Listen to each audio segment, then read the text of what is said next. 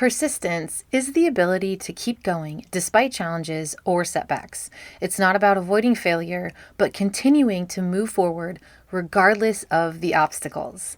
There is a famous quote by Robert Collier, and he said, "Success is the sum of small efforts repeated day in and day out." Hey there, I'm Ashley, mom of 4 and creator of Reps and Redemption. Join me as I share my passion for health education, explore all things fitness and nutrition, plus share a little faith-filled homemaking along the way. If you're a mom ready to build strength and live a life of epic redemption, this podcast is for you. Let's get after it. Welcome back to Reps and Redemption. I am so glad you are tuning into the show. With the first tip of being persistent, we are going to start with, first and most importantly, persistence in our faith. The first point I want to make, and I know this is very challenging in some seasons of our life, but to trust God's timing. You know, faith often requires waiting, and I don't know about you, but I am not the most patient person. Waiting for an answer or waiting for growth, waiting to start the YouTube channel I've been dreaming to start, waiting on this podcast to go the places that I would love to see it go. There is a lot there that I can be a little discouraged about, but then I realize I need to trust God's timing and have that persistent type of prayer with His plan and knowing and trusting in that. Even when things in my life and the goals that I have and the dreams that I have for myself and my family feel or seem unclear, I want to draw strength on my foundation in the Lord. So I know that my first point here with persistence in faith is to trust God's timing. And I'm going to ask you, where in your life do you need to trust His timing? Blessed is the one who perseveres under trial, because having stood the test, that person will receive the crown of life that the Lord has promised to those who love Him. That is James 1:12. You know, on days when faith feels hard, I stay persistent with a spiritual practice. I've mentioned this several times in the show that I do struggle with this, especially still waking up in the night and going to bed late. I know just making time for daily prayer and scripture reading, having a community, and even if I don't feel motivated, just having that consistency of what I do in the morning when I sit down with a cup of coffee, even if my kids are awake and I wasn't able to wake up at 5, which is very rare these days. I just have to be persistent in my walk of faith. And I know that it can be a lot sometimes, especially when we have a lot of goals and things that we want to do in our life. But I do know that I find so much peace when I get to that place spiritually where I'm trusting in God's plan, not in my own timeline. So, friend, I want to encourage you to trust in God's plan for you in your life and your family's life, and not in your own personal timeline. Tip number 2, persistence in our fitness. Now, I'm going to share with you just kind of my new training routine, and I think it might encourage you to know that, you know, when you listen to this show and you think maybe, oh, I'm so glad she mentioned this and she helped me with this tip or this workout. I'd love to get our Facebook group back together so I can get the questions more, I guess, quickly back to you. But I also want you to keep in mind that I started lifting weights and working out when I was 16, and I will be 40 this coming year. So I've messed up a lot. I've made a lot of mistakes. I've learned a lot. There's still so many things I don't know about health and fitness, but there is one thing that I know that I've been doing since then, and that has been, I have been persistent in my fitness routine. And adding in training jiu-jitsu, since I've been adding that in, and it's become a really big part of my fitness routine, I don't think I would have been that comfortable adding it if I didn't already have a routine in place of what I was already doing, if that makes sense. So adding something in that you've always wanted to do maybe it's yoga or Zumba or bar class or Pilates, I would suggest that you persist in where you can persist. So the foundation of physical fitness is obviously nutrition and exercise. So if you can persist in those two areas where you know you're moving your body on a daily basis, if possible, if not several days a week, planned, set aside time for exercise. And I don't think I would have been able to add this other amazing sport, hobby, training if I wasn't in the place of already persisting in fitness, because it is a little time consuming, mentally consuming, and also it is next level fitness, in my opinion. It is something that will change your level of fitness, especially if you're already working out and strength training and stretching and doing all of that. It will definitely enhance your cardiovascular system. It will enhance your muscle endurance. It will also enhance your physique. So I wanted to share that really quickly because I can't do it all. I've learned that last year in the first episode of the year. I've shared that I really have been struggling with thinking I can do everything all the time and not sleep very much. And I'm coming to the end of that belief system that I really need to prioritize what's important for me and my family. And obviously that is going to look different from family to family. But I want to share with you, in the vein of persisting in your routine, in your fitness routine, do what you're doing now, continue to do that, and then see where you can enhance what you're doing to achieve the goals that you want to achieve. So, for example, I would like to train jiu-jitsu now 3 to 4 days a week. Now, last year when I was training, I thought that it was smart to do 2 days and homeschool and homemaking and all of these things, and I was just completely gassed, I guess you could say. So I've had to make some adjustments and realize that rest and recovery for the body, especially now approaching 40 next month, really focusing on that so that I can prevent injury and I can perform at my athletic peak when those times happen during the week. So I want to train 3 to 4 times a week jiu-jitsu. And the way I break that up is I do 2 intense sessions, and then the other 2 I focus more on technique and very light sparring. And then within that, I will dedicate two days just like drilling. Now, I really am working on getting there because I love it so much. I could train every day, twice a day. Maybe it's a good thing I'm not in my 20s and have all the time in the world. So my next point I want to make is with my strength work. So on non-jiu-jitsu days, I'm focusing on upper body and lower body workouts with a particular emphasis these next few weeks on pull-ups.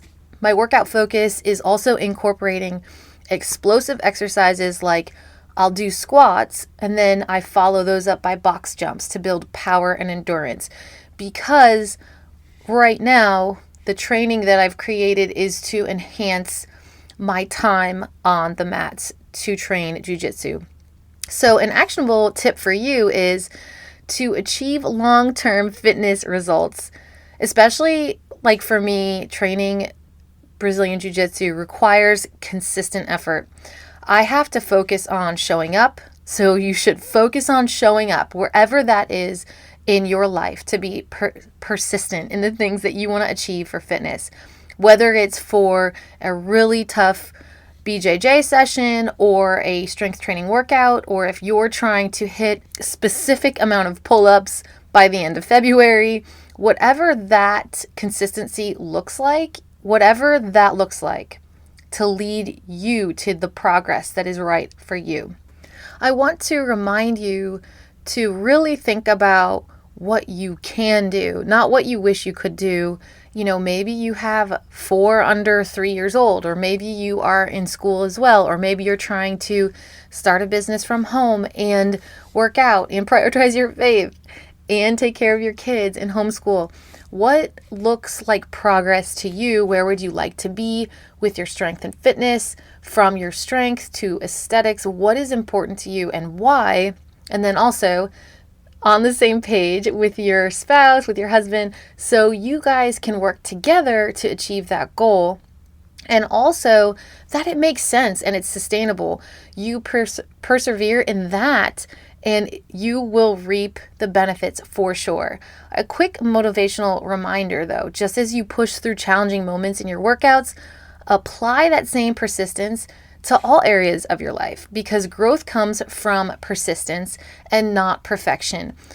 Listen, I wish I could do a lot of things perfectly, and there's a couple of things, like 1 or 2 things that I'm very on the line of perfectionism with, but I will say I don't have time to be a perfectionist right now. I really don't. And I wish I did, but sometimes done is better than perfect, and growth does come from persistency. Number 3, persistent in motherhood. So we're going to find strength in the struggles, okay? Motherhood is like fitness. Wouldn't you agree? It requires persistence, whether it's dealing with, sleepless nights or navigating your child's ever-changing needs. You just don't know what season you're in until the very next week. It could be a night of we all slept amazing. The following week, somebody could be sick. But persistence in your role as a mom can help you remain grounded and effective, even in the toughest times.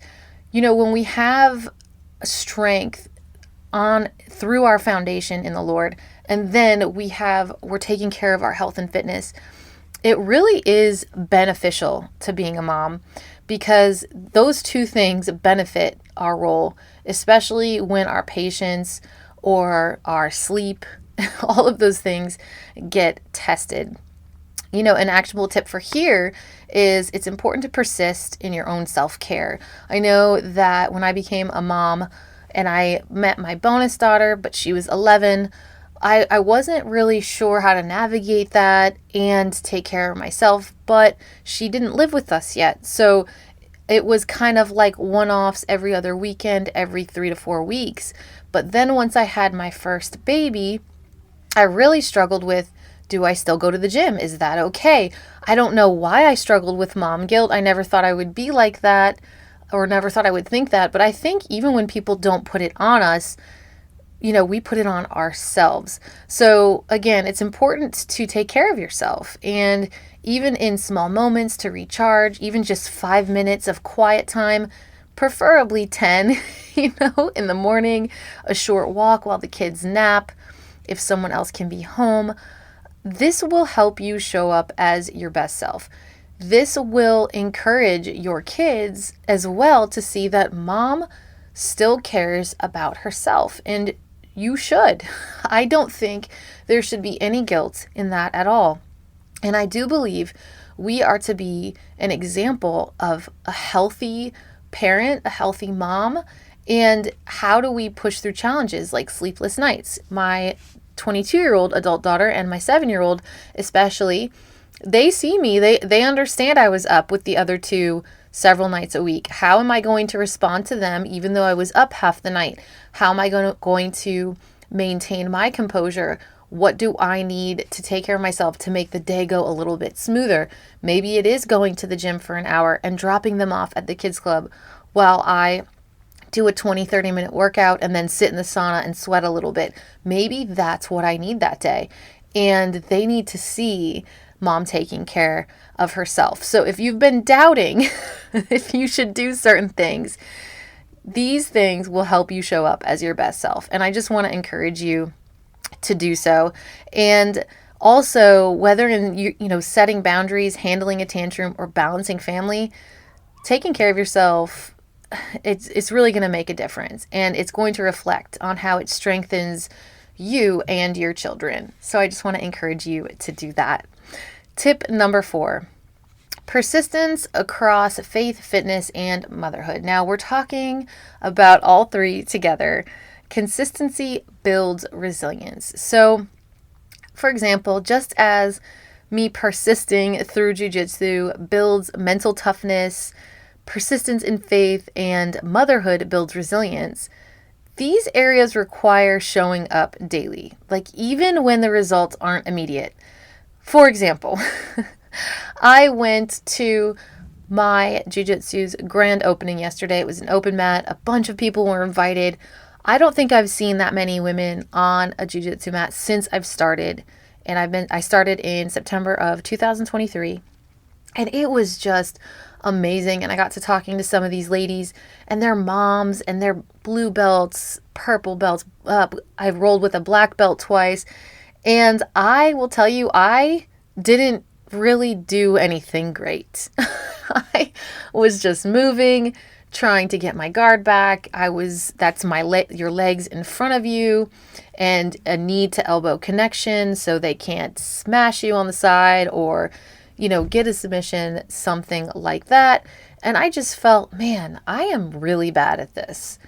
But then I said it out loud with one of the ladies that I was rolling with, and she was like, no, I've just been doing this a lot longer than you have. She was a black belt. And it got me to think again about this episode I wanted to do with persistence. She persisted. She has 2 boys. I believe it's 2 boys. I know one of her boys is 5. We just met yesterday. She persisted through all of these challenges. I believe the black belt length through jiu-jitsu is about 10 years. 10 years, give or take. If you step on and off the mat, it could take anywhere from, I think, 9 to 15 years, depending on how much you train. She persisted. She persisted through tired nights, feeding kids, getting married, all of these things. She kept going. Therefore, she should be able to submit me probably in about under a minute, maybe less, right? And it's not surprising because that's where she is in her season, but it's super motivating when you get around other women who are doing the types of things that you want to do via faith, whether it's faith, family, fitness, being a mom. It's super motivating to me. I love that I got to meet these ladies, and they just inspired me to keep going, even though at this point in my jiu-jitsu game, I personally feel like I have a lot of work to do. But that's the point though, right? Because if I was done, what's the point in continuing on? So I want to share scripture with you in regards to motivation. It says, "Let us not become weary in doing good, for at the proper time we will reap a harvest if we do not give up." That's Galatians 6:9. Now, I think that is an excellent verse for motivation in all areas of our life. From our family, maybe we have some difficult family members who kind of are keeping us at arm's distance or arm's reach. Maybe we have some people in our lives that are a little bit challenging, or some sports that we do that are a little bit tough. Anything that you can think of, especially in mom life and relationally, but also with our own fitness and our own health. Let us not become weary for doing these good things. And I'm going to challenge you to identify one area where you need to show more persistence. Is it your prayer life or your fitness routine? Maybe it's being a little more patient as a mom. That's definitely one of mine. Choose one small, consistent action to take this week in that area. So what can you do in that one area that's consistent, small action to help you be more persistent? I'm going to recap a little bit of this episode. I hope it has encouraged you that persistence in all areas like faith, fitness, and mom life, it's going to build us to be stronger, more resilient moms. Small, consistent actions over time will lead us to significant results. Remember that it's not about being perfect, it's about being persistent and also present. If this episode inspired you, will you share with a friend? Remember, this podcast offers health education tips and holistic insights. please consult healthcare professionals for personalized advice. Until next time, Mama, be bold and live well.